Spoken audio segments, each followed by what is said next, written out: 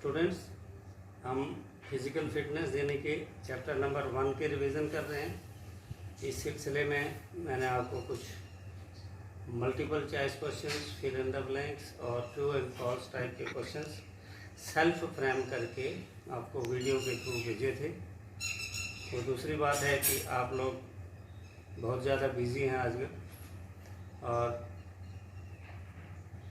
कभी कभी गलत खबरें जो हैं वो जल्दी वायरल हो जाती हैं और मुझे लगता है कि आपको ये मैसेज किसी ने फेक मैसेज दे दिया होगा कि हम बिना एग्ज़ाम के ही पास हो जाएंगे, इसीलिए आप इंटरेस्ट नहीं ले रहे हैं। मैं उस चीज़ में नहीं पढ़ना चाहता हूँ, लेकिन कल अगर जब आप किसी भी एंट्रेंस में अपीयर होने जाएंगे तो 11th और 12th में अगर आपकी बेस अच्छी नहीं होगी तो उस वक्त आपको बहुत पछतावा होगा। तो मेरी एक बार फिर आपसे निवेदन है, मैं एक सजेशन दे रहा हूँ आपको कि आप इसको इंटरेस्ट लें। अगर गवर्नमेंट की क्या पॉलिसीज़ होती है, एग्ज़ामिनेशन की पॉलिसीज़ क्या रहती है, वो सेकेंडरी क्वेश्चन है, लेकिन अगर आप मेहनत करेंगे तो ये ज़ाया कभी नहीं जाएगी। Hard work never goes unrewarded. आपने मेहनत करनी है और ये कभी ज़ाया नहीं जाएगी। तो उसी सिलसिले में हम अपना धर्म निभा रहे हैं, आप अपना धर्म निभाइए।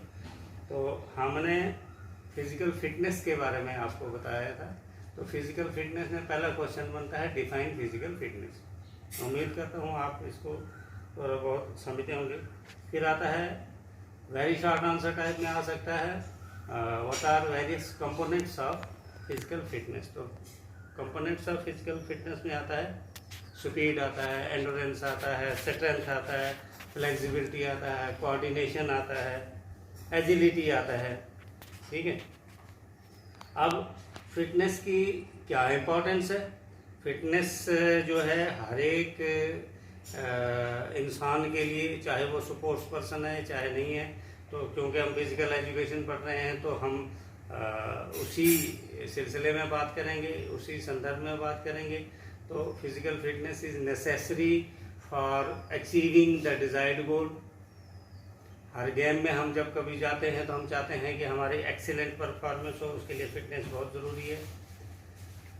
अपनी बॉडी को किसी तरह से चोट से बचाने के लिए ये ज़रूरी है। अपनी बॉडी के वेट को मेंटेन रखने के लिए, बॉडी माइंड एंड सोल को बैलेंस रखने के लिए, और बॉडी और माइंड के बीच में कोऑर्डिनेशन के लिए, और किसी तरह का हमें कार्डियोवैस्कुलर जो है कोई डिस्टर्बेंस ना हो, हमारी body free of tension, anxieties and stress हो, हम स्ट्रेस की हालत में भी एक्सीलेंट परफॉर्मेंस दे सकें, हम जल्दी ना थके, हमें फैटिगनेस जल्दी ना हो, हमारी बॉडी में स्ट्रेंथ हो, एंडोरेंस हो, विल पावर हो, ये सब की सब जो है हमें फिटनेस से ही आती है। फिर आगे कहेंगे स्ट्रेंथ क्या होता है। It is the ability of the muscles to overcome the resistance.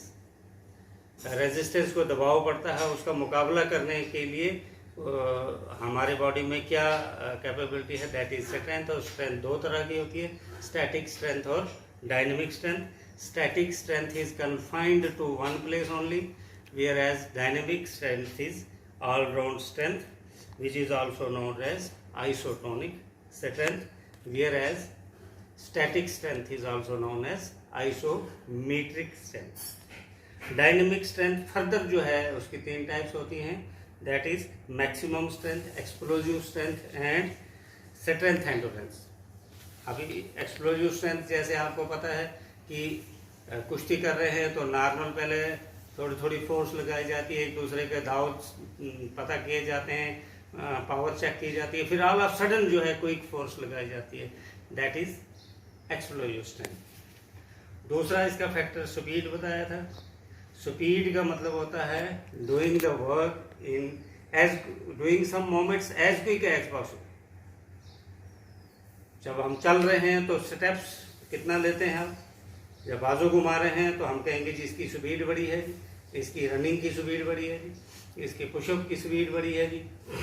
तो स्पीड मीन्स मोमेंट्स परफॉर्म करना। एंडोरेंस क्या है। एंडोरेंस ऑलरेडी आपको बता दिया है कि it is the capacity of our muscles to overcome the resistance. जब हम पुशअप निकाल रहे हैं तो दबाव पड़ता है, उस दबाव का मुकाबला करने के लिए हमारे बॉडी में कितनी स्ट्रेंथ हो, दैट इज एंडोरेंस। एंडोरेंस दो तरह का होता है, short term endurance, long term endurance. Short term endurance जो गेम्स शॉर्ट होती हैं, जैसे जिनमें ज़्यादा लंबा ड्यूरेशन नहीं होता, रेसलिंग है, फुटबॉल है, हॉकी है। लॉन्ग टर्म एंडोरेंस जिनमें लंबी लंबी गेम्स हैं, जैसे लॉन्ग डिस्टेंस रेसेस हैं, मैराथन रेसेस हैं, रोड साइकिलिंग हैं, क्रॉस कंट्री वगैरह है। अब फ्लेक्सिबिलिटी क्या है? फ्लेक्सिबिलिटी बेसिकली जो है हमारे जॉइंट्स की वो एबिलिटी कि वो मोशंस परफॉर्म कर सकें। ये मेरा जॉइंट कितना मूव कर सकता है। मुरलीधरन को आपने देखा था कि वो जब बॉलिंग करता था, बेशक उसका नेचुरल ही उसकी रिस्ट ऐसी थी, लेकिन अच्छा बॉलर वही माना जाता है जिसकी रिस्ट और फिंगर्स की मूवमेंट्स जो है मैक्सिमम हो, ज़्यादा से ज़्यादा हो, तो दैट इज़ फ्लेक्सिबिलिटी। जिम्नास्टिक में फ्लेक्सिबिलिटी चाहिए, डांस में फ्लेक्सिबिलिटी ऑफ द बॉडी चाहिए, जहाँ पर हमारे जॉइंट्स जो है क्विक मूवमेंट कर सके। और फ्लेक्सिबिलिटी दो तरह की होती है, active flexibility and passive flexibility. Active flexibility क्या होता है कि जहाँ मूवमेंट्स जो हैं बिना किसी एक्सटर्नल हेल्प के की जाए, और पैसिव फ्लेक्सिबिलिटी होती है जहाँ पर किसी पार्टनर की हेल्प ली जाए। मतलब कुछ मोमेंट्स ऐसी होती हैं जो हम अपने आप कर सकते हैं, कुछ मोमेंट्स ऐसी होती हैं जिसमें हमें पार्टनर साथी चाहिए। तो जिसमें पार्टनर लगेगा उसको पैसिव फ्लेक्सिबिलिटी कहेंगे, और जिसमें पार्टनर नहीं लगेगा तो उसको एक्टिव फ्लेक्सिबिलिटी कहेंगे। कोऑर्डिनेशन हमारे बॉडी के ऑल द सिस्टम जो हैं वो मिलकर जब करते हैं, जब हमारे बॉडी और माइंड मिल के काम करता है, हम वही काम कर रहे हैं जो हम सोच भी रहे हैं। जब हम सोच रहे हैं कुछ, काम कर रहे कुछ, तो आप देखेंगे कि खाना भी खा लिया और लास्ट में पता ही नहीं चला मैंने खाना खा लिया या सब्जी क्या बनी थी। इसका मतलब उस वक्त हमारा जो मुंह का एक्शन था और हमारे माइंड का एक्शन था वो अलग अलग था, वो इकट्ठा नहीं था। जब हम खेल रहे हैं तो हमारे एक्शन और बॉडी की थॉट्स उस खेल में ही होनी चाहिए। जब खाना खा रहे हैं, जब डांस कर रहे हैं, मीन्स हमारे बॉडी के एक्शन और माइंड का थिंकिंग जो है वो मिल के रहनी चाहिए, उसी को कोऑर्डिनेशन कहते हैं।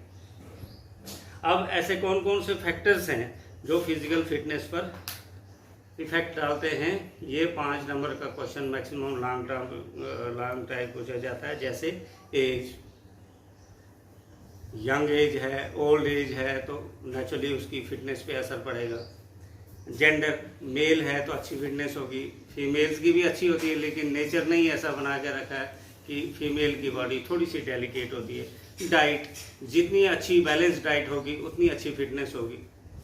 हेरिडिटी, जिसके माता पिता मतलब उस बच्चे ने अपने पेरेंट्स से किस टाइप के जीन्स लाए हैं, तो वो जीन्स भी डिपेंड करते हैं। जैसे हम कहते हैं किसी ट्रेनिंग सेशन में अभी गुरु के सिखाने के पहले ही उसको अगर कुछ स्किल्स हैं तो इसका मतलब वो हेरिडिटी कैरेक्टर्स हैं उसके।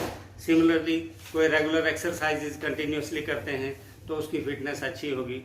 एनवायरनमेंट, किस एनवायरनमेंट में रहते हैं, आउटर एनवायरनमेंट कैसा है, वहाँ की हवा कैसी है, वहाँ का पानी कैसा है, उसकी डाइट कैसी है, उसका सेल्फ बिहेवियर, उसके अपने सेल्फ प्रिंसिपल हैबिट्स कैसी हैं, फिर वो कितना रेस्ट करता है, कितना रिलैक्स करता है, इससे भी फिटनेस पर असर पड़ता है। और